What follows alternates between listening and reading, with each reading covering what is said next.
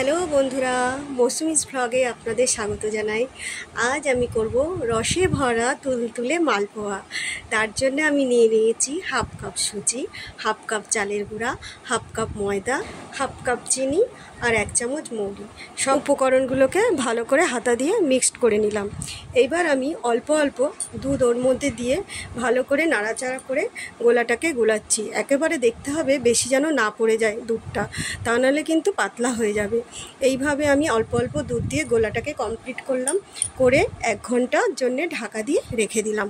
এবার 1 ঘন্টা পর আমি ঢাকাটা খুলে দেখলাম যে আমার সুজিটা ওর মধ্যে ভালো মতো গলে গেছে, গোলাটাও আমার ঠিকঠাক কমপ্লিট হয়েছে।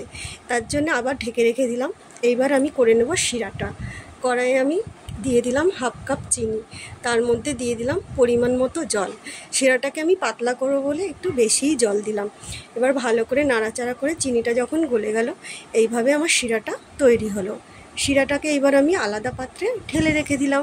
তারপরে আমি কড়াইটাকে ভালো করে ধুয়ে নিলাম। কড়াইটা এবার বসিয়ে দিলাম। কড়াইটা যেই গরম হলো ওর মধ্যে সাদা তেল ঢেলে দিলাম। সাদা তেল যেই গরম হলো, গোলাগুলোকে হাতা দিয়ে গুলিয়ে গুলিয়ে ভালো করে আমি ওর মধ্যে আস্তে আস্তে একটা একটা করে ছেড়ে দিলাম।